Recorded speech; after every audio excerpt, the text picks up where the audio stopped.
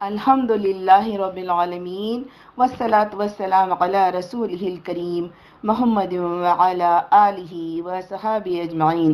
محترم سامعین اکرام، السلام علیکم ورحمۃ اللہ وبرکاتہ۔ اب جو کتاب پڑھنے جا رہی ہوں اس کا نام ہے داعی اور دعوت۔ اس کے مصنف ہیں مولانا ابو اللیث ندوی اور مولانا جلیل احسن ندوی۔ بسم اللہ الرحمن الرحیم۔ رب اشرح لی صدری ویسر لی امری واحلل عقدۃ من لسانی یفقہوا قولی۔ مولانا ابو اللیث ندوی۔ دعوت و تبلیغ۔ دعوت و تبلیغ کی شرعی حیثیت، اس کی اہمیت، اس کے مراحل و مقامات اور ہر مرحلے کے مخصوص احکام اور تقاضوں پر ہمارے لٹریچر میں بہت کافی گفتگو کی جا چکی ہے، لیکن ایسا اندازہ ہوتا ہے کہ ہمارے کچھ رفقا، بالخصوص ان میں جو نئے اس میدان میں وارد ہوئے ہیں، اس سلسلے کی بعض ضروری باتوں کو اپنی عملی سرگرمیوں میں پوری طرح ملحوظ نہیں رکھتے ہیں۔ اس لیے ضرورت محسوس ہوتی ہے کہ اس قسم کی چند باتوں کی طرف مختصراً توجہ مبذول کرائی جائے۔ دعوت و تبلیغ کے لیے جو بات اصل اساس کی حیثیت رکھتی ہے وہ یہ ہے کہ یہ کام خالصاً لوجہ اللہ انجام دینا چاہیے، اور اللہ کی رضا و خوشنودی کے علاوہ اس سے اور کوئی غرض و مطلب نہیں رکھنا چاہیے۔ شریعت میں کسی کام کے دینی یا غیر دینی ہونے یا اس پر مستحق ثواب ہونے یا نہ ہونے کا بڑا دار و مدار نیت ہی پر ہے۔ ایک ایسا کام جو بظاہر دنیاوی قسم ہی کا کام کیوں نہ ہو، اگر اللہ کی خوشنودی حاصل کرنے کے جذبے کے تحت اس کے حکم کے مطابق انجام دیا جائے تو وہی کام سراسر نیکی کا کام بن جاتا ہے اور اس پر ثواب کا استحقاق پیدا ہوتا ہے۔ آپ صلی اللہ علیہ وسلم نے فرمایا، فی بدع احدکم صدقہ، تمہاری شرمگاہ کے صحیح استعمال میں بھی نیکی ہے۔ اس جیسی مختلف احادیث سے واضح ہوتا ہے، اور اس کے برعکس ایک خالص دینی کام بھی دنیاوی بن جاتا ہے اگر وہ خلوصی نیت کے ساتھ انجام نہ دیا جائے اور اللہ کی رضا کے سوا اس سے کوئی اور غرض وابستہ کر لی جائے۔ چنانچہ رسول اللہ صلی اللہ علیہ وسلم کا ارشاد ہے، بخاری، مسلم، ترمذی، ابو داؤد اور نسائی کے الفاظ ہیں، اعمال کا دار و مدار سراسر نیتوں پر ہے، اور ہر انسان کے لیے وہی ہے جس کی اس نے نیت کی۔ تو جس کی ہجرت اللہ اور اس کے رسول کے لیے ہوگی، اس کی ہجرت اللہ اور اس کے رسول کے لیے ہوگی، اور جس کی ہجرت دنیاوی فائدے کے لیے یا کسی عورت سے نکاح کرنے کے لیے ہوگی تو اس کی ہجرت بس اسی کے لیے ہے جس کے لیے اس نے ہجرت کی۔ حد یہ ہے کہ قتال فی سبیل اللہ جیسا خالص دینی کام بھی جس میں انسان اپنی جان تک قربان کر دیتا ہے، اگر خلوصی نیت سے خالی ہو تو اس پر بھی وہ کسی اجر و ثواب کا مستحق نہیں ہو سکتا۔ رسول اللہ صلی اللہ علیہ وسلم سے دریافت کیا گیا، ابو داؤد و نسائی کے الفاظ ہیں، آپ کا کیا خیال ہے اس شخص کے بارے میں جو دین کو سربلند کرنے کے سلسلے میں اس لیے جنگ کرتا ہے کہ اسے ثواب بھی ملے اور اس کی شہرت بھی ہو، اسے کیا ملے گا؟ رسول اللہ صلی اللہ علیہ وسلم نے فرمایا، اسے کچھ اجر نہیں ملے گا۔ سائل نے 3 بار یہی سوال کیا اور آپ ہر بار یہی فرماتے رہے کہ کچھ نہیں ملے گا۔ پھر آپ نے فرمایا کہ اللہ تعالیٰ اسی عمل کو قبول فرماتا ہے جو خاص طور سے اسی کے لیے کیا گیا ہو اور جس سے اس کی رضا مقصود ہو۔ بس ہم جو کام بھی کریں، سب سے پہلے ہمیں اپنی نیت کا جائزہ لینا چاہیے کہ اس سے مقصود محض خدا کی رضا ہے یا اس میں خدا نخواستہ کوئی شائبہ ان جذبات کا بھی شامل ہو گیا ہے جو نیکیوں کو غارت کر دینے والے ہیں، یعنی ریا و نمود، حب جاہ و شہرت، یا کوئی ذاتی، گروہی اور قومی مفاد وغیرہ۔ اور جو کام اپنی ظاہری شکل و صورت میں خالص دینی کام کی حیثیت رکھتے ہیں، مثلا دعوت و تبلیغ کا کام، تو ان کے سلسلے میں تو زیادہ گہرائی کے ساتھ اپنے دلوں کا جائزہ لینے کی ضرورت ہے، کیونکہ ایسے کاموں کے سلسلے میں آدمی بڑی آسانی کے ساتھ فریب نفس کا شکار ہو جاتا ہے۔ ان کی ظاہری شکل و صورت کو نمایاں کر کے نفس یہ دھوکہ دیتا ہے کہ وہ دینی کام انجام دے رہا ہے جس پر وہ اجر و ثواب کا مستحق ہوگا، لیکن نیت چونکہ خلوص سے خالی ہوتی ہے، اس لیے نہ وہ دینی کام ہوتا ہے اور نہ اس پر اجر و ثواب کا وہ مستحق قرار پا سکتا ہے۔ پھر کوئی کام شروع کرتے وقت ایک بار یہ طے کر لینا کہ وہ اسے اللہ کے لیے انجام دے گا کافی نہیں ہے۔ شیطان انسان کا دشمن ہے، وہ برابر اس کوشش میں لگا رہتا ہے کہ جس مرحلے میں بھی وہ اس کی نیکیوں کو ضائع کر سکتا ہو ضائع کر دے۔ چنانچہ بسا اوقات اختتام کے قبل وہ اس میں کامیاب ہو جایا کرتا ہے، اور تبلیغ و اشاعت دین کے کاموں کو ضائع کرنے کی طرف تو خاص طور سے متوجہ رہتا ہے، کیونکہ ان کا عند اللہ بڑا اجر و ثواب بھی ہے، اور ان کاموں کی زد اس کے شیطانی کاروبار پر بھی بہت سخت پڑتی ہے۔ یہی وجہ ہے کہ قرآن مجید میں متعدد مقامات پر خاص تبلیغ و اشاعت دین سے متعلق سلسلے کلام میں ہی نزعات شیطانی کا تذکرہ کر کے ان سے بچنے کی تاکید کی گئی ہے۔ مثلاً سورہ اعراف میں حضرت صلی اللہ علیہ وسلم کو یہ حکم دیا گیا ہے، خذ العفو وامر بالعرف واعرض عن الجاہلین، سورۃ الاعراف 199۔ اے محمد، عفو اختیار کرو اور نیک کام کرنے کا حکم دو اور جاہلوں سے کنارہ کر لو۔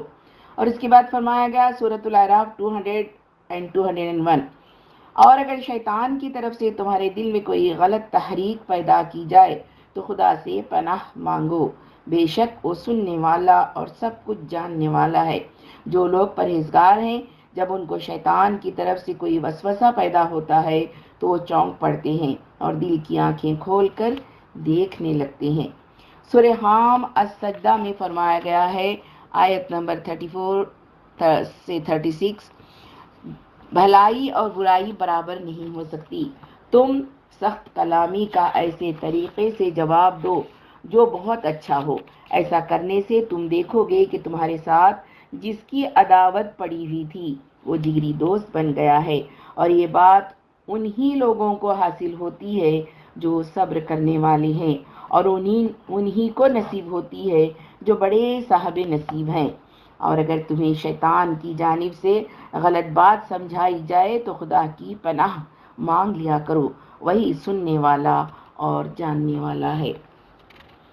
ان آیتوں کے موقع کلام پر غور کرنے سے صاف معلوم ہوتا ہے کہ ان میں نزعات شیطانی سے خاص طور سے وہ جذبات مراد ہیں جو منکرین مخالفین کی بے جا مخالفتوں اور اشتعال انگیزیوں کے وقت غلط طور سے دل میں ابھرتے ہیں اور داعیان حق کو اعتدال و سلامت روی کی راہ سے بھٹکا دیا کرتے ہیں۔ اور یہاں یہ بھی خاص طور سے پیش نظر رکھنے کی بات ہے کہ اس قسم کی نزعات شیطانی سے اپنے آپ کو محفوظ رکھنے کو کس انداز میں سراہا گیا ہے اور اس کو کتنا بلند مقام عطا فرمایا گیا ہے۔ پس حق کے داعیوں کا فرض ہے کہ وہ مخالفت و اشتعال کے انتہائی نازک مواقع پر بھی اپنے جذبات کو قابو میں رکھیں اور شیطان کو کبھی اس کا موقع نہ دیں کہ وہ اپنی وسوسہ اندازیوں اور غلط تحریکات سے ان کو بے راہ روی میں مبتلا کر کے ان کے نیک کاموں کو غارت کر دے۔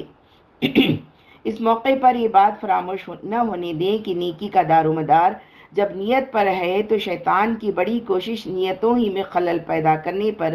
صرف ہوتی ہے۔ مثلاً وہ ایک کوشش کرتا ہے کہ انسان کے ذاتی یا گروہی یا قومی جذبات کو اس طرح ابھار دے کہ وہی اس پر چھا جائیں اور خدا کے لیے کام کرنے کا جذبہ مغلوب ہو جائے۔ یہ بڑی خطرناک بات ہوتی ہے جن پر اس حیثیت سے غور کرنے کی ضرورت ہے کہ جب جہاد جیسا کام بھی جس میں جان تک قربان کر دی جاتی ہے باعتبار اجر و ثواب بے نتیجہ ہے اگر وہ کسی گروہی یا قومی عصبیت کے تحت انجام دیا گیا ہو، تو تبلیغ و دعوت کی دوڑ دھوپ اور اس سلسلے کی مشقتیں کیا کارآمد ہو سکتی ہیں اگر وہ خالصاً خدا کے لیے ہونے کے بجائے کسی گروہی یا قومی مفاد یا تعلق کی بنا پر انجام دی جائے۔ دوسری بات جو خاص طور سے ملحوظ رکھنے کی ہے وہ یہ ہے کہ دعوت و تبلیغ کا کام حقیقتاً انبیاء اکرام علیہ السلام کا کام ہے۔ اس لیے جب حضرت صلی اللہ علیہ وسلم کے بعد رسالت و نبوت کا سلسلہ منقطع ہو گیا اور اس کام کی مخصوص ذمہ داری ان لوگوں پر عائدہ ہو گئی جو آپ کے نام لیوا ہیں، تو انہیں اس کام کی انجام دہی میں ہر صورت ان کے ہی اسوہ حسنہ اور ان کی ہدایات کی پابندی اختیار کرنی چاہیے۔ اس سے ہٹ کر جو کام کیا جائے گا وہ غلط بھی ہوگا اور اس سے وہ نتائج بھی برآمد نہیں ہو سکیں گے جو مطلوب ہیں۔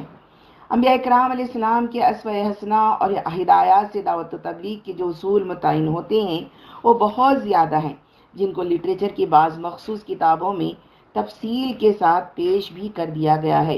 لیکن اس موقع پر ان میں سے چند کی طرف شدت کے ساتھ توجہ مبذول کرانے کی ضرورت محسوس ہوتی ہے۔ نمبر 1،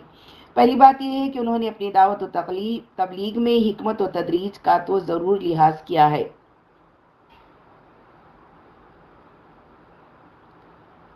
لیکن ایسا کبھی نہیں ہوا کہ اللہ تعالیٰ کی طرف سے جو حق انہیں ملا تھا اس کو پیش کرنے میں غیر اللہ کے خوف سے کسی درجے میں متاثر ہوئے ہوں۔ ان کی دعوت و تبلیغ کی اساس تو قائم ہی اس بات پر تھی کہ اللہ کے سوا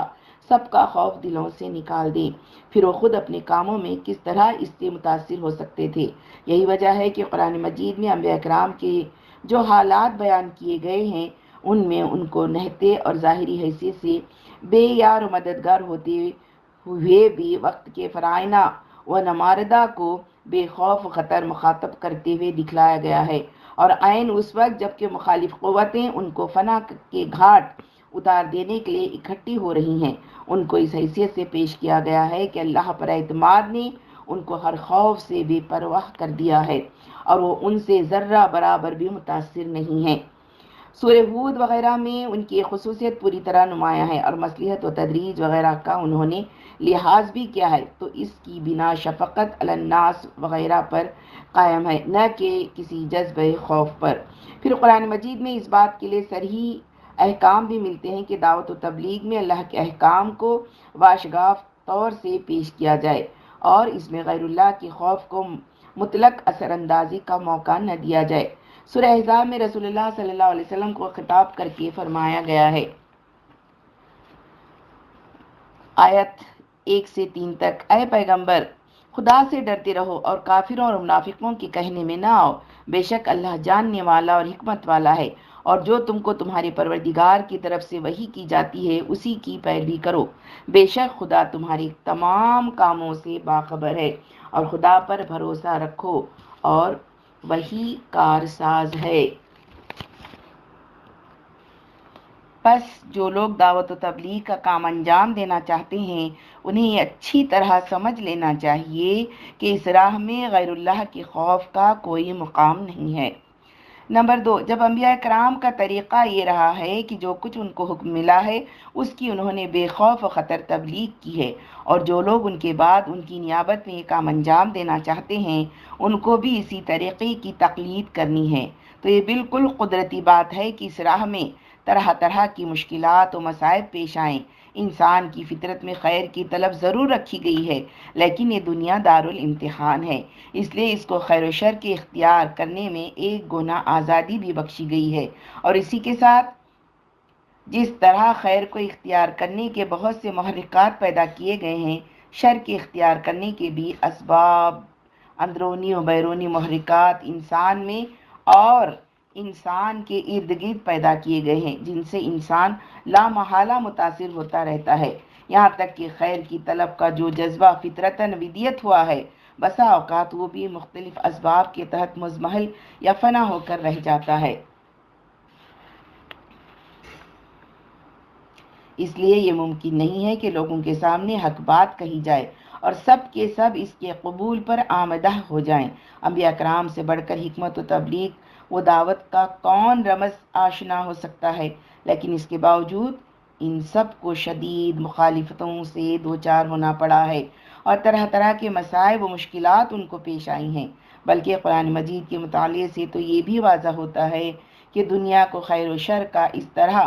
آماج گاہ بنانے کا ایک منشا یہ بھی ہے کہ اس کے ذریعے لوگوں کا امتحان ہو سکے۔ چنانچہ فرمایا گیا سورۃ الفرقان آیت نمبر 20، اور ہم نے تم میں سے ایک کو دوسرے کے لیے امتحان کا ذریعہ بنایا، تو کیا تم حق پر جمتے ہو اور تمہارا رب سب کچھ دیکھ رہا ہے۔ سورہ محمد آیت 31 میں فرمایا گیا، اور ہم تم کو ضرور آزمائیں گے یہاں تک کہ یہ معلوم ہو جائے کہ تم میں کون اللہ کی راہ میں جدوجہد کرنے والے اور صبر و استقامت والے ہیں۔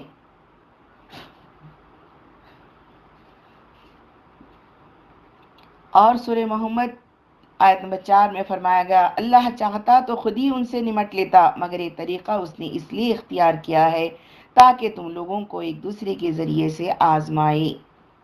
پس جو لوگ دعوت و تبلیغ کا کام انجام دینا چاہتے ہیں ان کا سب سے پہلا فرض یہ ہے کہ باہر کے مخالفین کا مقابلہ کرنے سے پہلے اپنے نفس کا مقابلہ کریں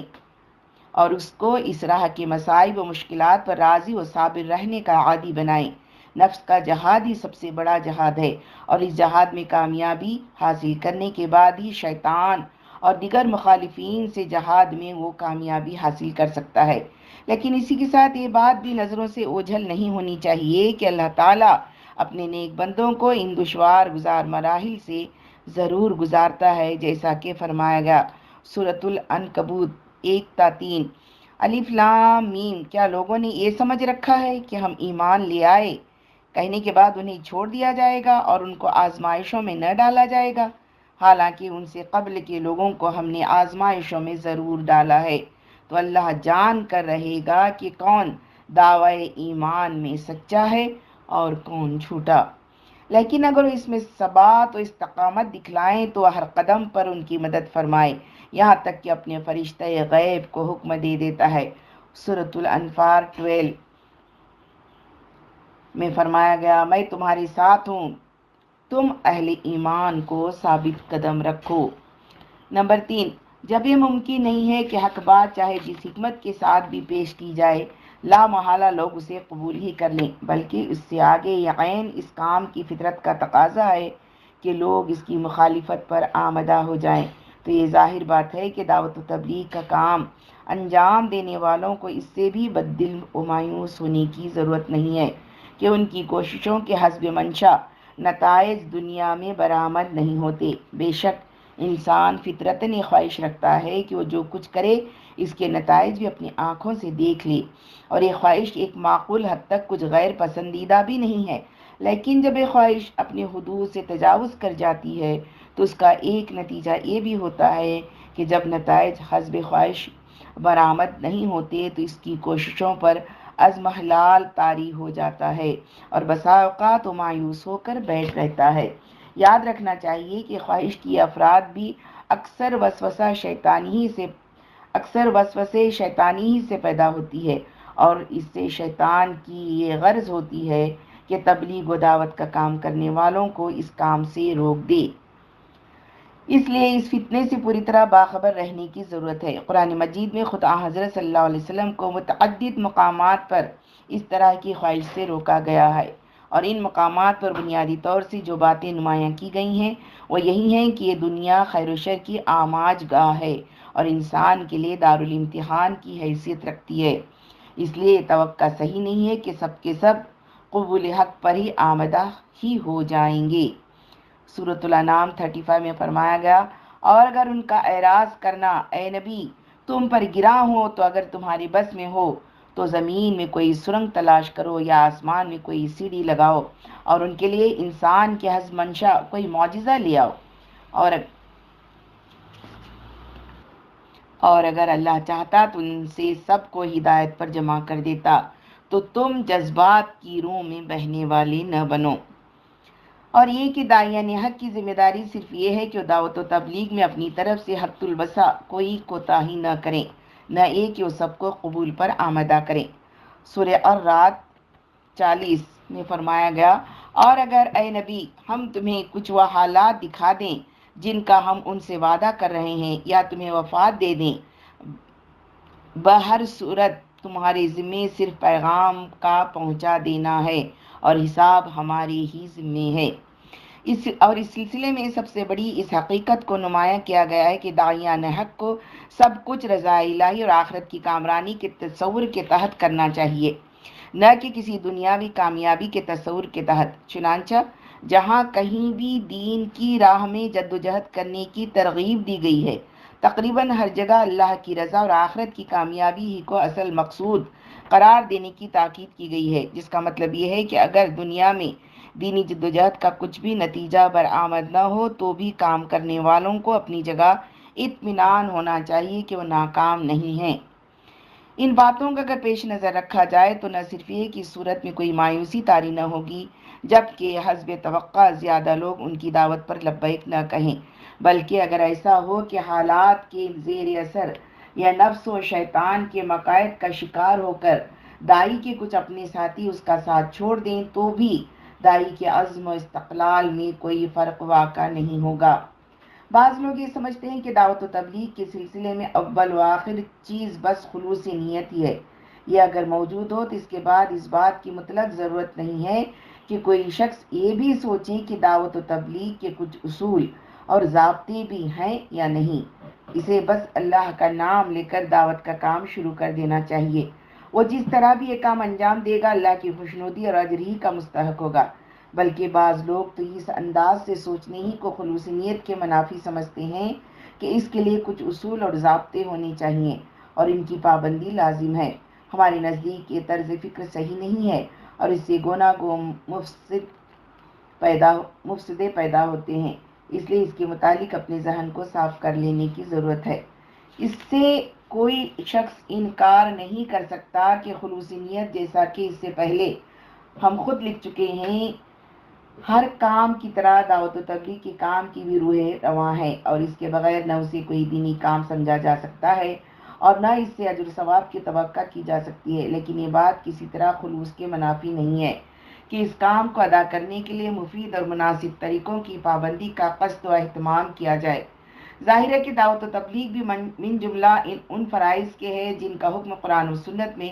شدید ترین تاکید کے ساتھ دیا گیا ہے۔ اس لیے جب دیگر واجبات و فرائض کو ادا کرنے کے لیے ان کے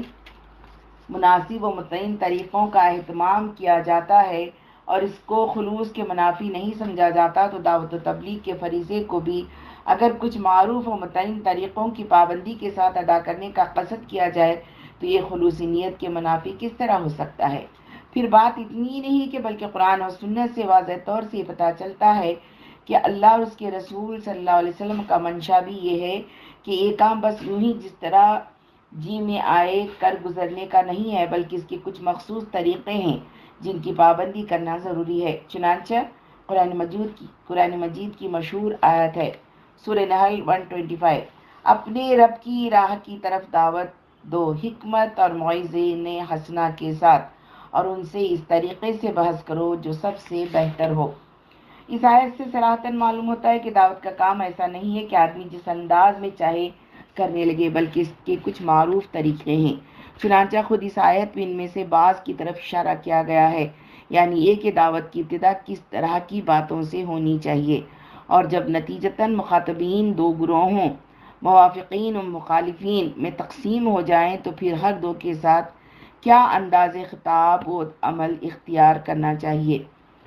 پہلی بات کی طرف اشارہ لفظ حکمت کے ساتھ کیا گیا ہے اور بات کی دونوں پہلوؤں پر بالترتیب لفظ موعظہ جو ادعو سے متعلق ہے اور جادلہم باللتی ہی احسن سے روشنی ڈالی گئی ہے۔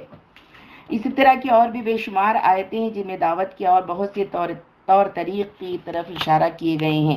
پھر قرآن مجید چونکہ بجائے خود ایک دعوت ہے، اس لیے خود اس کی ترتیب نزول اور طریق خطاب وغیرہ پر نگاہ رکھنے سے اس بات کا پتہ چلتا ہے کہ دعوت و تبلیغ کے حکیمانہ اسلوب ہیں اور ان کو خود حکیم مطلق نے بھی بندوں کے ساتھ اپنے خطاب میں اختیار فرمایا ہے۔ مثلاً یہ ہر شخص جانتا ہے کہ ابتدائے عہد نبوت میں قرآن کا نزول تھوڑا تھوڑا اور طویل و قصیر وقفوں کے ساتھ ہوا کرتا تھا۔ ظاہر ہے یہ محض اتفاقی بات نہیں ہو سکتی، بلکہ اس کا تعلق بھی دعوت و تبلیغ کے حکیمانہ اصولوں اور طریقوں ہی سے ہے جو بادنا تأمل سمجھ میں آ سکتا ہے۔ یعنی ابتدا عہد نبوت میں اس بات کی شدید ضرورت تھی کہ لوگوں کی استعداد، قبول وغیرہ کا لحاظ کرتے ہوئے اتنی ہی مقدار میں اور ایک مناسب وقفے کے بعد ہی غذا دی جائے جسے وہ بآسانی ہضم کر سکیں، ورنہ ہو سکتا تھا کہ شروع ہی میں وہ اپنے خلاف مزاج باتیں سن کر مزید کچھ سننے ہی سے انکار کر بیٹھے۔ چنانچہ خود قرآن پاک کی متعدد آیات میں قرآن کی اس طرح تھوڑا تھوڑا نازل کرنے کی مصلحتیں بھی بیان کر دی گئی ہیں۔ مثلاً ایک آیت میں رسول اللہ کو خطاب کر کے فرمایا گیا ہے، سورہ طٰہٰ 114-115، اور قرآن کے سلسلے میں جلدی نہ کرو قبل اس کے کہ اس کی وحی ختم ہو، ہاں یہ دعا کرتے رہو کہ اے میرے رب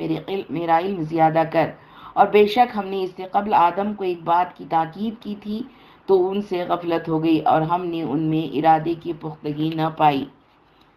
اس آیت سے معلوم ہوتا ہے کہ رسول اللہ اس بات کے خواہش مند تھے کہ قرآن مجید اپنی مکمل شکل میں جلد از جلد نازل کر دیا جائے، اور یہ آپ کی ایک بالکل فطری خواہش تھی۔ اس سے بڑھ کر آپ کے لیے اور کیا چیز محبوب ہو سکتی تھی کہ اللہ کی شریعت جلد از جلد مکمل ہو جائے، اور اس وقت جن مخالفتوں اور مزاحمتوں کے طوفان میں آپ گھرے ہوئے تھے، ان میں آپ کا سب سے بڑا سہارا بھی بس یہی تھا کہ ایک طرف آپ اللہ سے ہم کلام ہو کر تسلی و تشفی حاصل کریں، اور دوسری طرف اس کے ذریعے ان شکوک و اعتراضات کا جواب دے سکیں جو مخالفین کی طرف سے پیش کیے جا رہے تھے، اور جن میں ایک اعتراض خود یہ بھی تھا کہ آپ پر ایک بارگی پورا قرآن کیوں نہیں نازل کر دیا جاتا۔ یہی اسباب تھے جن کی بنا پر آپ کلام الہی کے لیے سراپا اشتیاق تھے، اور جو ہی اس کا کوئی ٹکڑا نازل ہوتا آپ ہما تن شوق بن کر اس کو جلدی جلدی دہرانا شروع کر دیتے، جس کا ایک دل آویز نقشہ اللہ تعالیٰ کی مذکورہ بالا خطاب اور لا تحرک بھی لسانک لتعجل بھی وغیرہ آیات سے نظروں میں پھرنے لگتا ہے۔ لیکن باوجود ان سب باتوں کے محض دعوت و تبلیغ کی مصلحتوں کے پیش نظر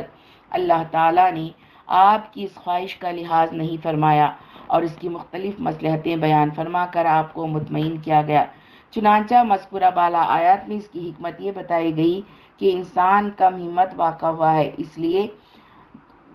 وہ دفعتاً پوری شریعت کا متحمل نہیں ہوتا، اور اس کی دیگر مصلحتیں دوسری آیتوں میں بیان کی گئی ہیں۔ جو لوگ اس کی تفصیل سمجھنا چاہیں ان کو مولانا فراہی رحمہ اللہ کی تفسیر سورۃ القیامہ کا مطالعہ کرنا چاہیے۔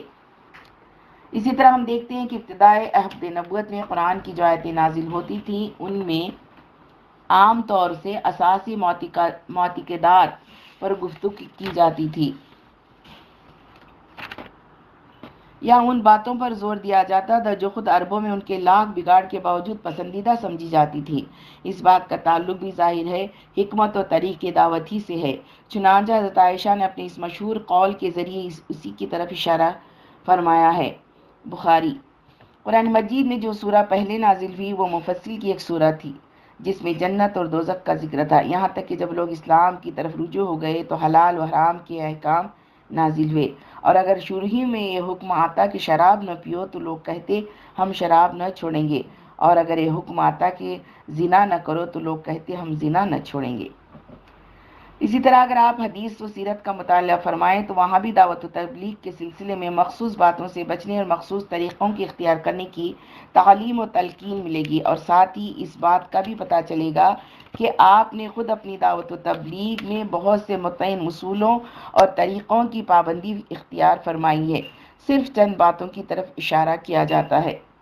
حضرت انس راوی ہیں ایک موقع پر آپ نے فرمایا یسروا ولا تعسروا وبشروا ولا تنفروا، اس طرح دعوت دو کہ بآسانی لوگوں کی سمجھ میں آ جائے، اس طرح دین کو پیش نہ کرو کہ ان کے لیے مشکل بن جائے، اس طرح دعوت دو کہ لوگ دین سے مانوس ہوں، اور اس طرح دعوت نہ دو کہ لوگ دین سے متنفر ہو جائیں۔ یہ ہدایت بلا شبہ دعوت و تبلیغ ہی سے متعلق ہے، اور ظاہر ہے بہت اہم ہدایت ہیں۔ ایک اور حدیث میں ہے کہ جب رسول اللہ نے حضرت معاذ رضی اللہ عنہ کو یمن کا ذمہ دار بنا کر بھیجا تو اس موقع پر ان کو نصیحت فرمائی، بے شک تم ان لوگوں کے پاس جاؤ گے جو اہل کتاب ہوں گے، تو جب تم ان کے پاس جاؤ تو انہیں دعوت دو کہ وہ اس بات کی گواہی دیں کہ اللہ کے سوا کوئی الہ نہیں ہے اور محمد اللہ کے رسول ہے، تو اگر وہ تمہاری یہ بات مان لیں تو انہیں بتاؤ کہ اللہ نے ان پر ہر دن رات میں 5 نمازیں فرض کی ہیں، تو اگر وہ اس بات میں بھی تمہاری اطاعت کریں تو انہیں بتاؤ کہ اللہ نے ان پر زکوٰۃ فرض کی ہے جو ان کے مالداروں سے لی جائے گی اور ان کے غریبوں میں تقسیم کی جائے گی۔ یہ چند حدیثیں بطور مثال پیش کی گئی ہیں جن سے معلوم ہو سکتا ہے کہ دعوت و تبلیغ کے بہرحال کچھ متعین اصول اور طریقے ہیں جن کی پابندی مطلوب ہے، اور آپ نے لوگوں کو اس کا حکم بھی فرمایا ہے، اور جہاں تک خود آپ کے عمل کا تعلق ہے اس کا اندازہ بخاری کی اس روایت سے ہو سکتا ہے۔ حضرت ابو وائل فرماتے ہیں، بخاری، عبداللہ بن مسعود رضی اللہ عنہ ہر جمعرات کے روز لوگوں کی تذکیر کرتے تھے، تو ایک شخص نے ان سے کہا، اے ابو عبد الرحمن، میری تمنا ہے کہ آپ ہر روز ہمیں دین کے سلسلے میں یاد دہانی کرائیں۔ تو انہوں نے کہا میں ایسا صرف اس لیے نہیں کرتا کہ مجھے یہ ناپسند ہے کہ تم میری باتوں سے اکتا جاؤ، میں تمہیں ناغہ کے ساتھ نصیحت کرتا ہوں جس طرح نبی صلی اللہ علیہ وسلم ناغوں کے ساتھ ہمیں نصیحت فرماتے تھے، اس خوف سے کہ کہیں ہم اکتا نہ جائیں۔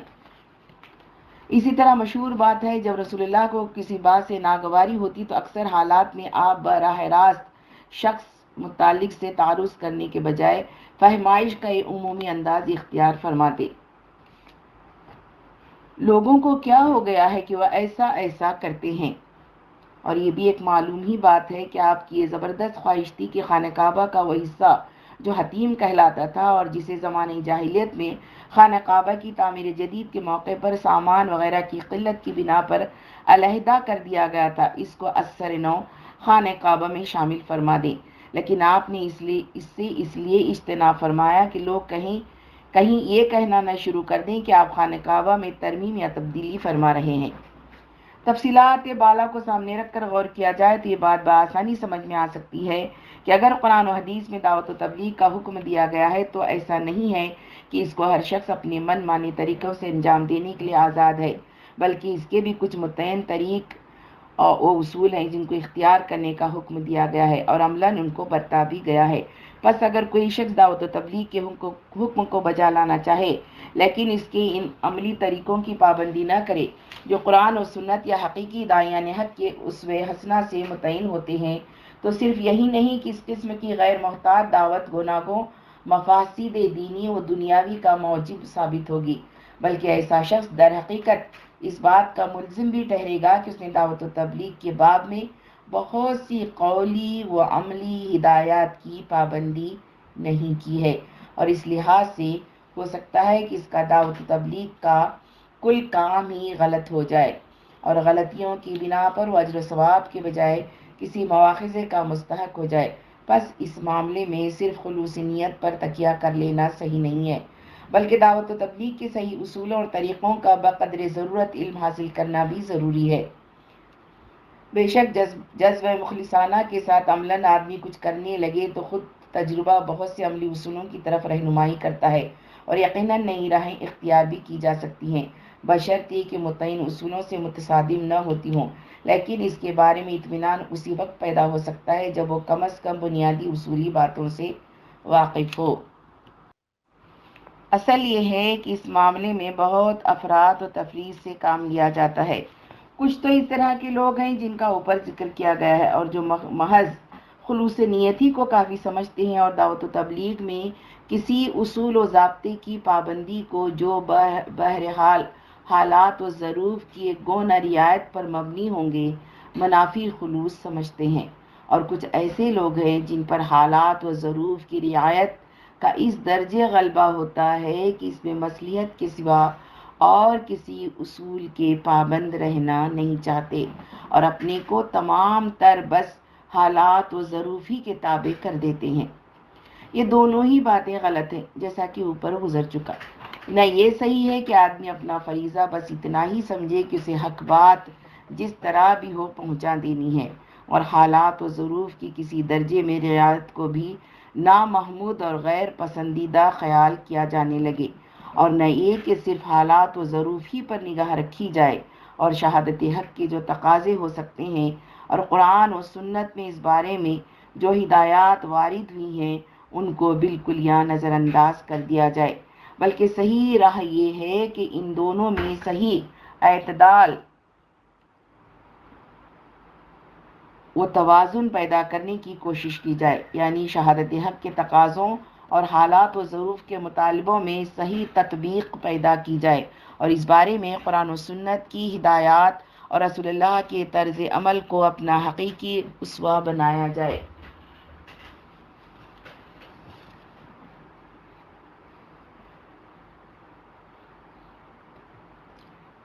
اس طرح جو راہ عمل متعین ہوگی وہی صحیح راہ عمل ہوگی اور اس پر ہی عمل پیرا ہونے سے اس کام کے صحیح نتائج و ثمرات مرتب ہو سکتے ہیں، ورنہ یا تو غیر محتاط تبلیغ بے جا جوش و خروش کا مظاہرہ بن کر رہ جائے گی، اور ظاہر ہے جو جوش و خروش حکمت و بصیرت کے تابع نہ ہو اس کا انجام دین و دنیا دونوں پہلوؤں سے خوش آئند کبھی نہیں ہو سکتا، یا حالات و ظروف کی بے قید رعایت تبلیغ کے حق کی بجائے تبلیغ باطل کا ذریعہ بن جائے گی، کیونکہ یہ ناممکن ہے کہ دعوت کو اس طرح حالات و ظروف کے تابع کر دینے کے بعد وہ دعوت اپنی حقیقی شکل میں باقی رہ سکے۔ ایک معقول حد سے آگے حالات کا جتنا زیادہ اثر قبول کیا جائے گا، اسی نسبت سے اس میں باطل کو گھس پڑنے کا موقع مل جائے گا۔ پس داعیان حق کو ان دونوں ہی سے باحتیاط اپنا دامن بچا کر چلنے کی ضرورت ہے۔ اور یہاں یہ واضح رہنا چاہیے کہ اگر تاریخ کے پچھلے ادوار میں اس افراط و تفریط میں بہت سے لوگ مبتلا ہوئے تھے اور اس سے گوناگون نقصانات دین کو اور امت کو اٹھانے پڑے ہیں، تو اس زمانے میں بھی ان میں مبتلا ہونے کے اسباب کم و بیش بدستور موجود ہیں، بلکہ جہاں تک تفریط کا تعلق ہے، اس میں مبتلا ہونے کے اسباب تو نسبتاً زیادہ قوت و شدت کے ساتھ موجود ہے۔ اس زمانے میں پہلے سے کہیں زیادہ باطل کا دور دورہ ہے، اور باطل کے دور دورے کے اثرات دونوں ہی طرح کے ہو سکتے ہیں۔ یہ بھی کہ زیادہ حساس لوگ جو علم و بصیرت کم اور جوش و خروش زیادہ رکھتے ہوں، اپنے جوش و خروش سے مجبور ہو کر ہر قسم کی حکمت و مصلحت سے آنکھیں بند کر کے شہادت حق کے میدان میں کود پڑیں، اور یہ بھی کہ بہت سے لوگ اس کے زیر اثر اپنی زمام کار مصلحت اندیشی کے ہاتھ میں دے دیں اور شہادت حق کے صحیح تقاضوں کو بھی نظر انداز کرنے پر آمادہ ہو جائیں۔ لیکن چونکہ باطل ایک مدت سے ہر چہار سو چھایا ہوا ہے اور اس نے احساس حق کو باہتمام شدت سے کچل دینے کی کوشش کی ہے، اس لیے رواج عام بہرحال مصلحت اندیشی کو ہی حاصل ہو سکتا ہے۔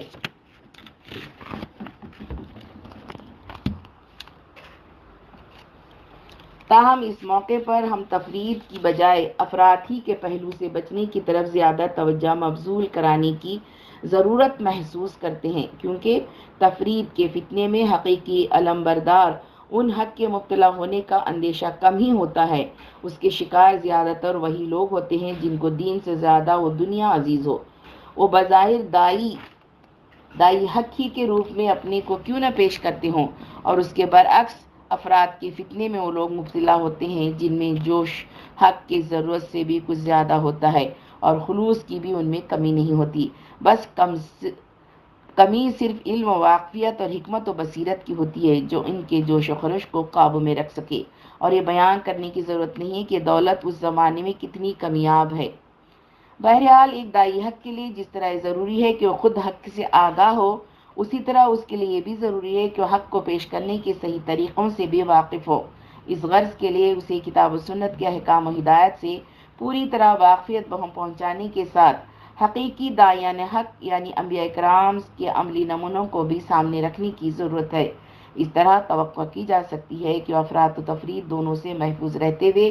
اپنی بہتر صلاحیتوں کو زیادہ بہتر طور سے ان کے صحیح موقع پر استعمال کر سکے گا، اور اس کی دعوت و تبلیغ دین و دنیا دونوں میں خیر و برکت کا موجب ثابت ہوگی۔ اور اس سے بھی بڑی چیز یہ ہے کہ اسے صرف اپنے علم و واقفیت اور دانش و حکمت ہی پر اعتماد نہیں کرنا چاہیے، بلکہ ہمہ آن خدا کی طرف متوجہ ہو کر اسی سے دعا کرتے رہنا چاہیے کہ وہ لغزشوں اور غلطیوں سے محفوظ رکھے اور اپنی راہ پر چلنے اور اس کی بہتر سے بہتر خدمت انجام دینے کی توفیق عطا فرماتا رہے۔ داعیانہ حق کے اوصاف، مولانا جلیل احسن ندوی رحمہ اللہ۔ یہ وہ مقالہ ہے جو جماعت اسلامی کے سالانہ اجتماع حیدرآباد کے موقع پر پڑھ کر سنایا گیا۔ راہ حق کے ساتھیوں، اشباہ و قوالب اور خارجی اشکال و مظاہر کے اعتبار سے اگرچہ بہت سے دین اور نظام حیات زمین پر قائم ہوتے رہے ہیں اور آج بھی بہت سی شکلوں میں نظر آتے ہیں، لیکن روح اور نتائج کے اعتبار سے حقیقتاً صرف دو ہی قسم کے نظام قائم ہوئے ہیں اور آج بھی وہی دونوں نظر آتے ہیں۔ ان میں سے ایک نظام زندگی تو وہ ہے جو کائنات کے خالق کو انسان کی اجتماعی زندگی کا رب نہیں مانتا، وہ چاہے زبان سے کچھ ہی کہتا ہو، لیکن اس کے عمل کا فتویٰ یہی ہے کہ خدا کے بھیجے ہوئے ہدایت نامے پر اپنی تعمیر نہیں کرتا، بلکہ وہ انسانوں کو اس بات کا حق دیتا ہے کہ اپنی خواہشات کے مطابق اپنے علم و تجربے کی روشنی میں اپنے لیے جیسا چاہیں دستور و قانون بنائیں۔ یہ اس نظام کی اولین اساس ہے جس پر یہ قائم ہوتا ہے، اور اس کی دوسری اساس جو دراصل پہلی اساس کا منطقی نتیجہ ہے، یہ ہے کہ جو کچھ سوچا ہو جائے اور جو کچھ کیا جائے اسی دنیا کو اور اسی کے مادی مفادات کو سامنے رکھ کر سوچا جائے اور کیا جائے، اور کسی بھی مرحلے پر موت کے بعد کی زندگی اور اس کے محاسبے کا اور وہاں کی ابدی کامیابی اور دائمی ناکامی کا سوال قطعاً زیر بحث نہ آئے۔ یہ دو بنیادیں ہیں جن پر یہ نظام قائم ہوتا ہے، ہمیشہ سے اس کی یہی بنیادیں رہی ہیں، اور ہمارے زمانے کا مقبول عام نظام جسے سیکولرزم کہتے ہیں، یہ بھی انہی دو بنیادوں پر قائم ہوا ہے، جس کی تشریح اور تعبیر اس طرح کی گئی ہے: دنیاوی زندگی کے تعلقات و معاملات کو پیش نظر رکھنا اور آنے والی زندگی کو نظر انداز کر دینا۔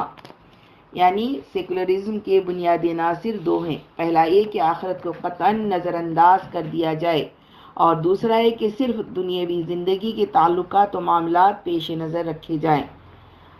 دوسرے لفظوں میں اس کی تعبیر یوں ہو سکتی ہے کہ یہ عقیدہ الوہیت اور عقیدہ آخرت کی انکار پر قائم ہوتا ہے۔ پھر جو لوگ اس نظام کو مانتے ہیں ان کی تعریف اس طرح کی گئی ہے: جو مذہبی اعتقادات و عبادات کو مسترد کرتے ہوئے اپنے کو بالکلیہ اس دنیا کے مسائل میں لگا دے۔ اور بعض دوسرے شارحین نے اس نظام کے مومنین کی تعریف اس طرح کی ہے کہ جو تمام مذہبی نظام اور طریقے عبادت کو رد کر کے موجودہ زندگی کے مسائل اور تقاضوں کا ہوتا رہتا ہے۔ اور تیسری تعریف ان الفاظ میں بیان ہوئی ہے: جو انسان کے روحانی تقاضوں سے صرف نظر کر کے اپنی اور اوروں کی مادی خوشحالی میں اعتقاد رکھتا ہے۔ اور اس نظام کے ماننے والوں کی علامت بھی بتائی گئی ہے: جو یقین رکھتا ہو اس بات میں کہ مذہب کو پبلک تعلیم اور امور عامہ کے انصرام اور انتظام میں قطعاً دخل نہ دینا چاہیے۔ یہ ہے وہ پہلا نظام جو مذکورہ بالا دونوں بنیادوں پر قائم ہوتا ہے۔ جیسا کہ میں نے پہلے کہا ہے، یہ اپنی روح اور نتائج کے اعتبار سے بہت قدیم نظام ہے، اگرچہ مختلف ادوار میں مختلف قالبوں اور نئے نئے ناموں کے ساتھ ظہور پذیر ہوتا رہا ہے۔ اس کے بالمقابل دوسرا نظام وہ ہے جو خالق کائنات کی ربوبیت اور عقیدہ آخرت کی اساس پر قائم ہوتا ہے۔ یہ نظام زندگی قطعی طور پر اس بات پر اعتقاد رکھتا ہے کہ کائنات کے خالق ہی کا یہ حق ہے کہ وہ انسانی زندگی کے لیے دستور بنائے، اور انسانی زندگی کی سب سے بڑی غلطی اور نادانی یہ ہے کہ وہ اپنی خواہش کے مطابق جیسا چاہے اپنے لیے ہدایت نامہ وضع کرے۔ یہ نادانی ہے اور اس کا انجام مکمل تباہی کے سوا کچھ نہیں۔ پھر یہ نظام مادی زندگی اور اس کے مسائل کو مقصود نہیں بناتا، بلکہ آخرت کو مقصود بنا کر اس کی روشنی میں مادی مسائل کو حل کرتا ہے۔ یہ ہے دونوں قسم کے نظام ہائے زندگی کا نہایت مختصر تعارف، اور افسوس ہے ان پر جو الہادی نظام پر اعتقاد رکھتے اور عملاً اسے اختیار کرتے ہیں، اور مبارک ہیں وہ لوگ جو آسمانی بادشاہت میں داخل ہوئے۔ میرے ساتھیو، خدا کی حمد بیان کرو کہ مادی لحاظ کی اس عالمگیر اندھیاری میں اس نے تمہارے ہاتھ میں چراغ دیا۔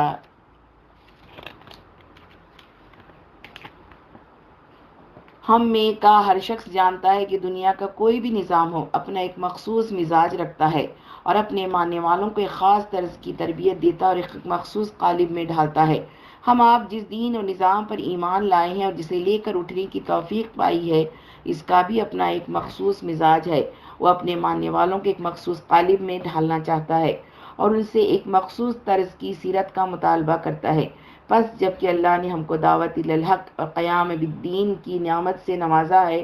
تو ہمارا اولین فرض ہے کہ ہمارے دل اس کی حمد و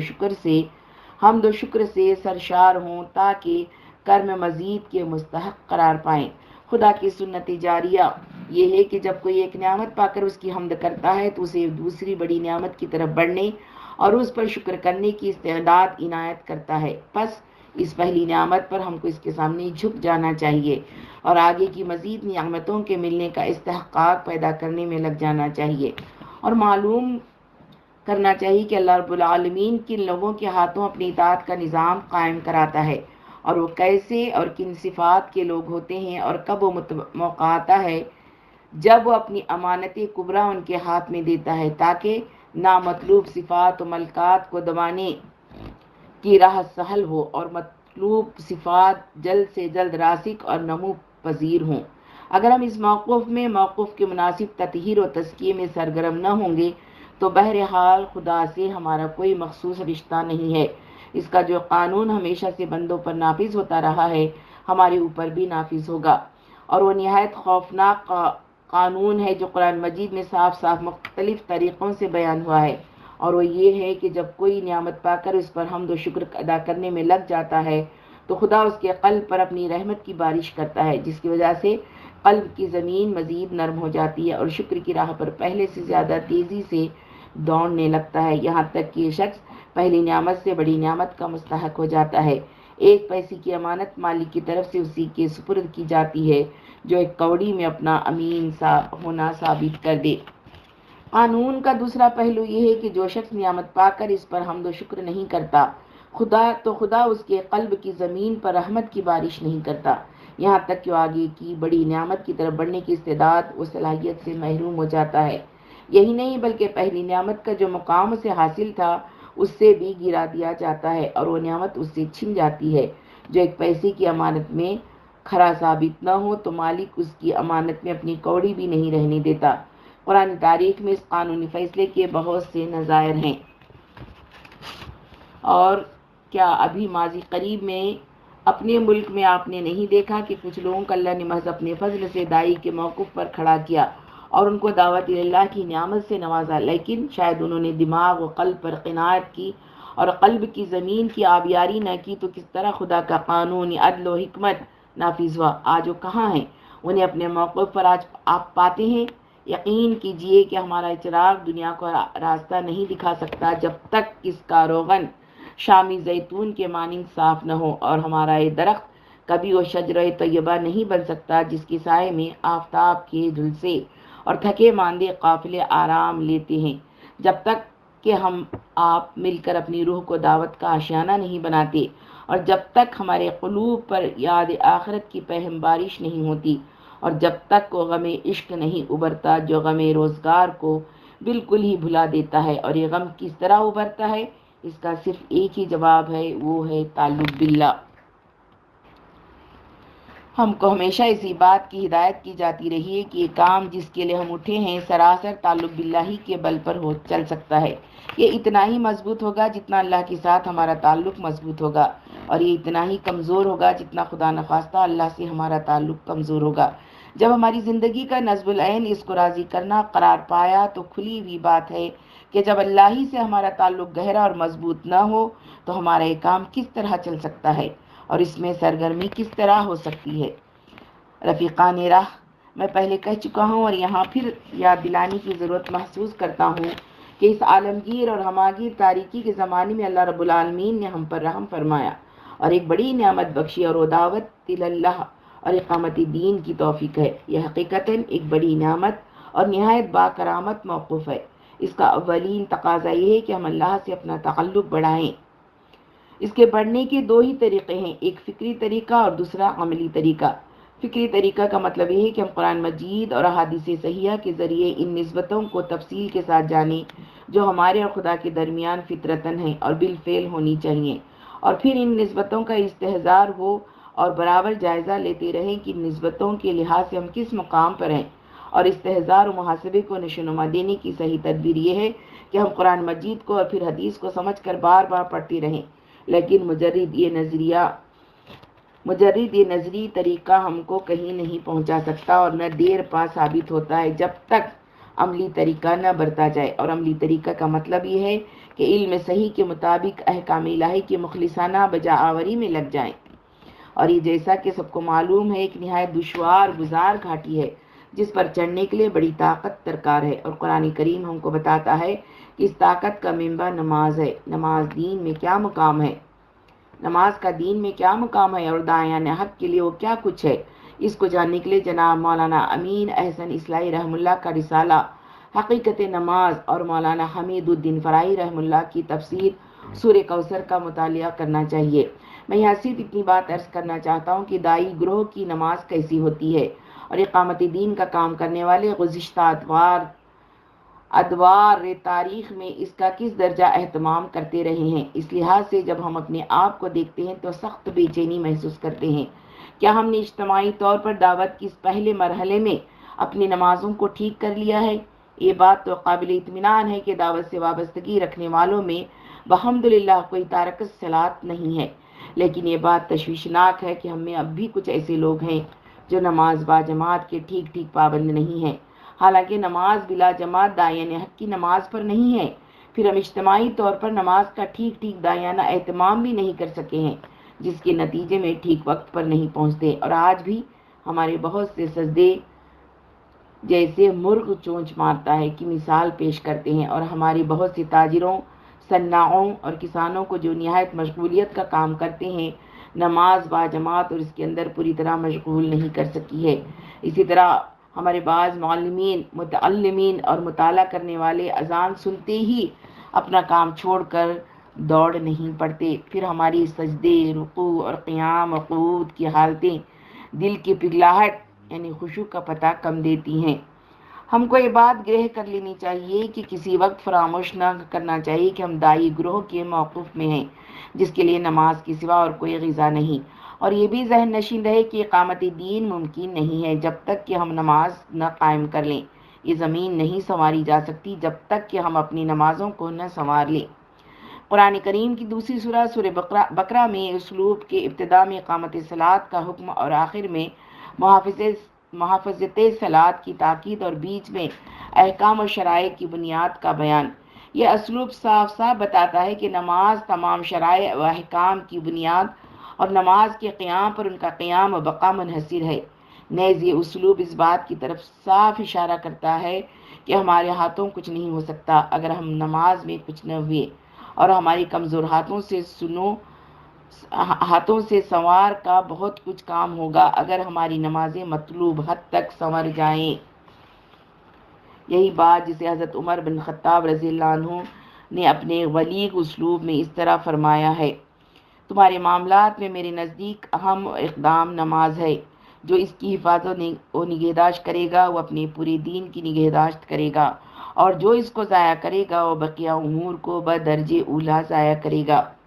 اس ارشاد سے جو واضح ہدایت ہم کو ملتی ہے وہ یہ ہے کہ جس نسبت سے ہماری نمازیں ڈھیلی اور کمزور رہیں گی، اسی نسبت سے ہماری پورے جماعتی نظام میں اور تمام امور میں ڈھیلا پن محسوس ہوگا۔ بس اولین ممتاز صفت جو کسی دائی گروہ کی ہوتی ہے اور ہمیشہ سے رہی اور آج بھی ہونی چاہیے وہ یہی اقامت صلاۃ کی صفت ہے، اور اس میں وہ آخری نقطہ اور غایت جہاں ہمیں پہنچنا ہے اس کی نشاندہی نبی کریم صلی اللہ علیہ وسلم نے فرما دی ہے۔ جب نماز کا وقت آتا تو آپ حضرت بلال سے یوں فرماتے: اقیم الصلاۃ یا بلال ارحنا بہا، اے بلال نماز قائم کرنے کا بندوبست کرو تاکہ ہم راحت و سرور کے منبع و مصدر یعنی نماز میں داخل ہوں۔ اسی طرح آپ نے ارشاد فرمایا: نماز میری آنکھوں کی ٹھنڈک ہے۔ ان دونوں ارشادات سے معلوم ہوا کہ ہمیں جہاں بہرحال پہنچنا ہے وہ یہ ہے کہ نماز ہماری بھوک پیاس بن جائے، نماز ہماری غذا بن جائے، نماز ہمارے لیے راحت و سکون اور آنکھوں کی ٹھنڈک بن جائے۔ یہ ہے وہ پہلی صفت، بلکہ تمام اوصاف و حسنات کا سرچشمہ۔ اگر یہ صفت نہ ہو تو پھر کوئی داعیانہ صفت کی کسی دوسرے طریقے سے نہ کبھی پیدا ہوئی ہے اور نہ آئندہ کبھی پیدا ہونے کا امکان ہے۔ انفاق فی سبیل اللہ، نماز کے بعد دوسری ممتاز صفت جو کسی دائی گروہ میں ہونی چاہیے وہ انفاق فی سبیل اللہ کی صفت ہے۔ یہ ایک نہایت جامع لفظ ہے جو انفاق کے مفروض یعنی زکوٰۃ، عام صدقات اور ہر طرح کے ایثار پر مشتمل ہے۔ اس سلسلے میں سب سے پہلے یہ جاننا چاہیے کہ انفاق تزکیہ نفس کے ان اہم ترین ذرائع میں سے ہے جو خدا رسول نے بتائے ہیں۔ دوسری بات یہ اچھی طرح سمجھ لیجئے کہ اصل چیز مال کی وہ مقدار نہیں ہے جو آدمی خدا کی راہ میں دیتا ہے، بلکہ وہ قربانی ہے جو اللہ کی خاطر آدمی کرتا ہے۔ جس طرح وہ دو روزہ دار اجر میں برابر نہیں ہو سکتے، جن میں سے ایک ٹھنڈے کمرے میں بیٹھ کر آرام سے دن گزارتا ہے اور دوسرا جھلس دینے والی لو میں سارے دن اپنے کھیت کو پانی دیتا ہے۔ اسی طرح وہ دو خرچ کرنے والے برابر نہیں ہو سکتے، جن میں سے ایک دولت مند ہے،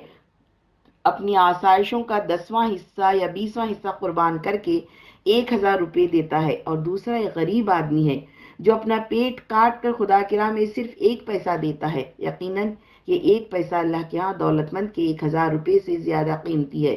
تیسری بات یہ سمجھ لیجئے کہ انفاق کے بعض مواقع بعض سے اہم اور اقدام ہوتے ہیں۔ اگر کوئی شخص اہم مواقع پر خرچ نہیں کرتا اور ان مواقع پر خرچ کرتا ہے جن کی ہنگامی حالت میں کوئی اہمیت نہیں ہے، تو ایسے انفاق کی کوئی قدر و قیمت نہیں ہے، بلکہ اسے انفاق کہنا ہی صحیح نہیں ہے، اور اس سے آدمی کے اندر وہ بھلائی نہیں پیدا ہوتی جو انفاق سے پیدا ہوا کرتی ہے۔ چوتھی چیز جس سے بالعموم ہم غافل ہیں وہ یہ حقیقت ہے کہ جس طرح پودے کی جڑ کو خشک ہوتے ہوئے دیکھنا اور بڑی بڑی شاخوں اور پتوں کو پانی دینا پودے کے لیے کچھ بھی مفید نہیں، کیونکہ پتوں اور شاخوں کی زندگی تو جڑ اور تنے کی زندگی سے وابستہ ہے۔ اگر جڑ خشک ہو گئی تو پتوں اور شاخوں پر پانی کا سیلاب بہا دینے سے بھی انہیں زندگی نہیں مل سکتی، اور پتوں کو سیراب کرنا ایسی صورت میں کوئی قابل قدر کام نہیں تصور کیا جا سکتا۔ بالکل یہی مقام دعوت کی تاریخ میں مرکزی ادارہ اور جماعت کا ہے۔ اگر کسی موقع پر صورتحال یہ ہو جائے کہ دعوت کے اہم ترین شعبے مرجھا رہے ہوں اور ہم جزئی شعبوں میں انفاق کو ترجیح دے رہے ہوں، تو میں آپ کو یقین دلاتا ہوں، اور یقین قرآن و حدیث کے تھوڑے سے مطالعے سے پیدا ہوتا ہے، کہ ایک خطرناک حالت ہے جس میں کوئی داعی حق گروہ مبتلا ہو سکتا ہے۔ چاہے یہ جماعت اس عہد کی جماعت ہو، چاہے ہم آپ ہوں، چاہے وہ لوگ ہوں جو ہمارے بعد آئیں گے اور کسی بھی ملک میں جماعت بن کر کام کریں گے، یہ صورتحال ہمیشہ سے خطرناک رہی ہے۔ اس لیے اس معاملے میں بہت زیادہ ہوشیار رہنا چاہیے کہ ہم کن مواقع پر خرچ کر رہے ہیں اور ان میں سے اہمیت کسے حاصل ہے۔ جس طرح اور معاملات میں اصل کو فروغ بنا دینا یا فروغ کو اصل کی اہمیت دینا جائز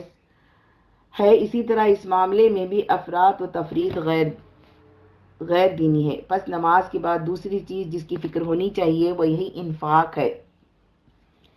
اور ان لوگوں کو زیادہ فکر ہونی چاہیے جو کچھ زیادہ خوشحال نہیں ہے، اور ہم میں کبھی خوشحال ہیں، کیونکہ جس اجر عظیم کی بشارت تنگی کی حالت میں انفاق پر دی گئی ہے وہ ہماری اس حقیر مال سے کہیں زیادہ ہے جو ہم خدا کے کام پر خرچ کریں گے۔ سورۃ الحدید 11-12۔ ہے کوئی جو اللہ کو قرض حسن دے دے تو اس کو اضعاف و مضاعف کر دے، اور اس کے لیے باعزت اجر ہے۔ اس دن جب تم مومن مردوں عورتوں کو دیکھو گے کہ ان کا نور ان کے آگے اور ان کے داہنے چلتا ہے، بشارت ہے تمہارے لیے آج جنتیں جو سدا بہار ہیں۔ اور اس باب میں جس غایت تک پہنچنا ہے وہ یہ ہے کہ ہمارے اولو الامر ہمیں اس بات کی تلقین کرنے لگیں جس کی تلقین ان آیات میں کی گئی ہے۔ سورۃ الفرقان 67۔ وہ لوگ جو انفاق کرتے ہیں تو نہ اسراف کرتے ہیں اور نہ بخل کرتے ہیں، اور ان کا رویہ اعتدال کا ہوتا ہے۔ سورہ بنی اسرائیل 29۔ اپنے ہاتھ کو نہ تو بخل سے گلے کا توق بنا لو اور نہ اسے بالکل کھول دو کہ نتیجتاً تم بخلی کی وجہ سے لوگوں کی ملامت کے مستحق ہو جاؤ، یا انتہائی فیاضی کی وجہ سے عاجز و درماندہ۔ اس راہ میں صحابہ کرام اتنی تیزی کے ساتھ آگے بڑھ رہے تھے کہ اللہ تعالیٰ کو انہیں اعتدال اور میانہ روی کی ہدایت دینی پڑی۔ اس کی تفصیل طولانی ہے اور آپ کے لیے اشارہ کافی ہے۔ یہ صفت جیسا کہ پہلے کہا جا چکا ہے ہمارے اندر اسی نسبت سے ابھرے گی جس نسبت سے ہمارے اندر صحیح اقامت صلاۃ کی صفت ابھرے گی۔ آدمی کا ہاتھ اس کی اپنی جیب میں کبھی نہیں جا سکتا جب تک کہ حرص و بخل اور مادیت نہیں دبتی، اور جب تک فقر و فاقہ کا اندیشہ باقی رہتا ہے، اور مادیت کو دبانے کا صرف ایک ہی طریقہ اللہ نے بتایا اور وہ نماز ہے۔ یہ صرف نمازی کی خاصیت ہے جو آدمی کے دل کو شکر کے جذبے سے معمور کرتی اور حرص و بخل کی جڑ اکھاڑتی ہے۔ صبر۔ تیسری صفت جو داعیان حق میں پائی جانی چاہیے وہ صبر کی صفت ہے، جس کے لغوی معنی استقلال اور جماؤ کے ہیں، اور اس کے بے شمار پہلو ہیں۔ سب سے اہم اور اقدام پہلو یہ ہے کہ آدمی اپنے نفس سے لڑائی کر کے اسے طاعت رب پر جمائے، یہ صبر کا مقام ہے۔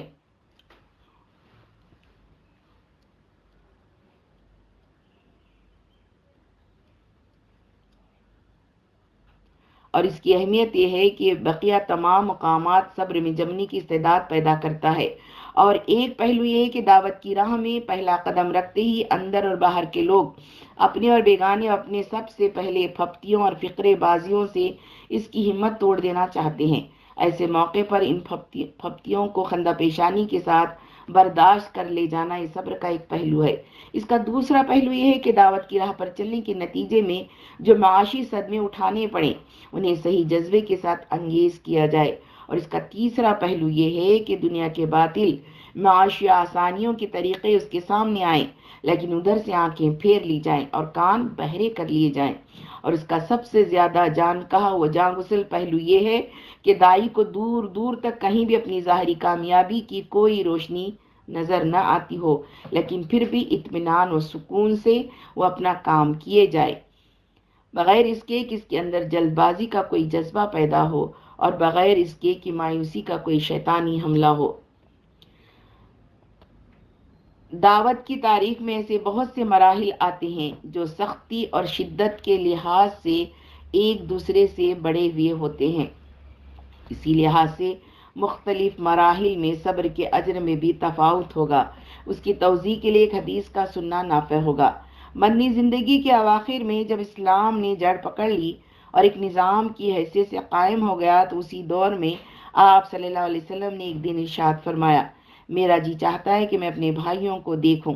صحابہ نے عرض کیا، کیا ہم آپ کے اخوان نہیں ہیں؟ آپ نے فرمایا، نہیں، تم میرے ساتھی اور رفیق ہو، میرے بھائی تو ہیں جو میرے بعد آئیں گے اور مجھ پر ایمان لائیں گے، میری امامت کے تحت اپنی زندگی گزاریں گے۔ حالانکہ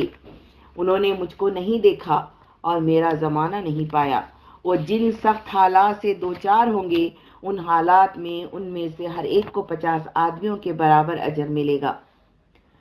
صحابہ نے عرض کیا کہ ان میں سے 50 آدمیوں کے برابر؟ آپ نے فرمایا، نہیں، تم میں سے 50 آدمیوں کے برابر، اور یہ اس لیے کہ تمہاری راہ سے کانٹے ہٹ گئے ہیں، تمہاری راہ آسان اور فراخ ہو چکی ہے اور اس پر چلنا آسان ہو گیا ہے۔ پھر تمہارے اعوان و انصار بہت ہیں اور ان کی راہیں رندھی ہوئی ہوں گی اور راہ حق کے ساتھی اور مددگار نہ پا رہے ہوں گے۔ یہ کتاب الفتن کی ایک حدیث ہے جو باختلاف الفاظ چند طریقوں سے بیان ہوئی ہے۔ اس سے معلوم ہوتا ہے کہ زمانہ جتنا نامساعد اور حالات جتنے نامواقف ہوں گے، دین کا کام کرنے پر مالک کی طرف سے اتنی زیادہ مزدوری ملے گی اور جو جتنا کھوئے گا اس سے زیادہ پائے گا۔ سورۃ العنکبوت 58-59۔ اور وہ لوگ جو ایمان لائے اور جنہوں نے عمل صالح کیے ان کو ہم جنت کے بالا خانوں میں جگہ دیں گے جہاں وہ ہمیشہ رہیں گے، اور بہترین ہے یہ عمل کرنے والوں کا اجر جو صبر کرتے ہیں اور اپنے رب ہی پر بھروسہ کرتے ہیں۔ سماع و طاعت۔ چوتھی صفت جو دائی گروہ میں ہونی چاہیے وہ سماع و طاعت اور نظم جماعت کی پابندی ہے۔ اس سلسلے میں ہمارے دعوتی سرمایہ میں بہت کچھ اور نہایت عمدہ اسلوب سے بتایا جا چکا ہے، لیکن اس کے باوجود ہم ضرورت محسوس کرتے ہیں اور آپ بھی یقیناً محسوس کرتے ہوں گے کہ اس کی طرف بار بار توجہ دلائی جائے، اس لیے یہاں پر ایک اقتباس پیش کیا جا رہا ہے۔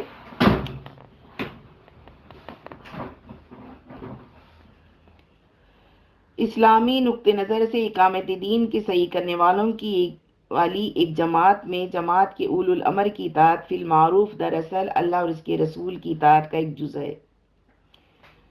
جو شخص اللہ کا کام سمجھ کر یہ کام کر رہا ہے اور اللہ ہی کے کام کی خاطر جس نے کسی کو اپنا امیر مانا ہے، وہ اس کے جائز احکام کی اطاعت کر کے دراصل اس کی نہیں بلکہ اللہ اور اس کے رسول کی اطاعت کرتا ہے۔ جس قدر اللہ سے اور اس کے دین سے آدمی کا تعلق زیادہ ہوگا اتنا ہی وہ سماع و طاعت میں بڑا ہوا ہوگا، اور جتنی اس تعلق میں کمی ہوگی اتنی اس سماع و طاعت میں بھی کمی ہوگی۔ اس سے بڑی قابل قدر قربانی اور کیا ہو سکتی ہے کہ جس شخص کا آپ پر کوئی زور نہیں ہے اور جسے محض خدا کے کام کے لیے آپ نے امیر مانا ہے، اس کا حکم آپ ایک وفادار ماتحت کی طرح مانیں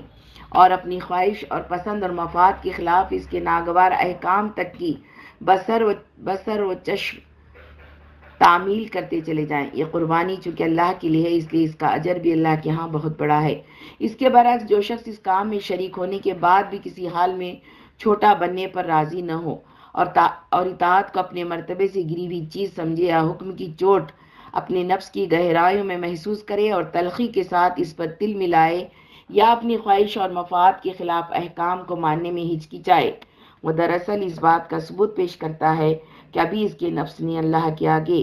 پوری طرح سر اطاعت خم نہیں کیا ہے اور ابھی اس کی انانیت اپنی داؤں سے دستبردار نہیں ہوئی ہے۔ کارکنان تحریک اسلامی کے لیے اہم ہدایتیں، صفحہ 28۔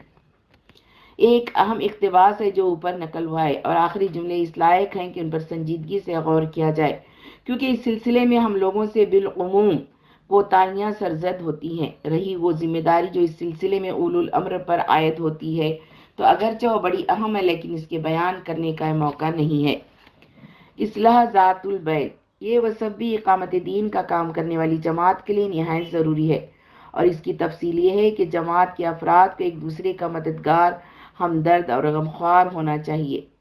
ان میں سے ہر ایک کا یہ فرض ہے کہ دوسرے کو سہارا دے کر خدا کی راہ میں آگے بڑھانے کی کوشش کرے۔ میں گرتا ہوا نظر آؤں تو آپ دوڑ کر مجھے سنبھالیں، اور آپ لغزش کھا رہے ہوں تو میں بڑھ کر آپ کا ہاتھ تھام لوں۔ میرے دامن پر کوئی دھبا نظر آئے تو آپ اسے صاف کریں، اور آپ کا دامن آلودہ ہو رہا ہو تو میں اسے پاک کروں۔ میری بہتری جس چیز میں آپ سمجھتے ہیں اسے آپ مجھ تک پہنچائیں، اور میں جس چیز میں آپ کی بھلائی دیکھوں اسے آپ تک پہنچاؤں۔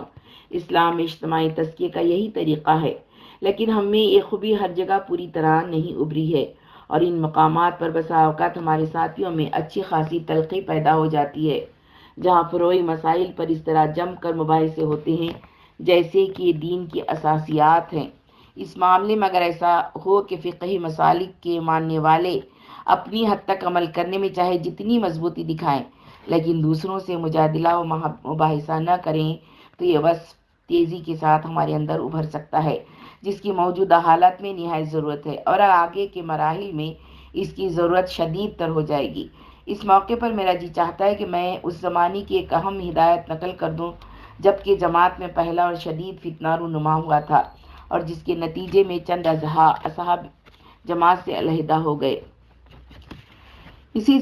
سلسلے کی ایک اور خرابی یہ ہے کہ وہ مختلف عناصر جن سے اس جماعت کی تشکیل ہوئی ہے ایک دوسرے کو برداشت کرنے کے لیے بمشکل آمدہ ہوتے ہیں۔ نہ ان میں اتنا صبر ہے کہ ہمدردی کے ساتھ ایک دوسرے کو سمجھے اور بتدریج ایک دوسرے کی اصلاح و تربیت کرے، نہ اتنا انصاف ہے کہ اپنی خوبیوں کے ساتھ اپنی کمزوریوں اور اپنی اور دوسروں کی کمزوریوں کے ساتھ ان کی خوبیوں کا بھی احساس و اعتراف کرے، نہ اتنی لچک ہے کہ کسر و انکسار کے ایک متحد المزاج معجون بننے کے لیے تیار ہوں، نہ اتنا حسن ظن ہے کہ جو لوگ انہی کی طرح ایک دعوت حق پر لبیک کہتے بھی آئے ہیں ان کے عمل میں اگر کچھ کوتاہی پائیں تو اس کو ارادی فجور و عصیان یا قصدی غلط کاری کے سوا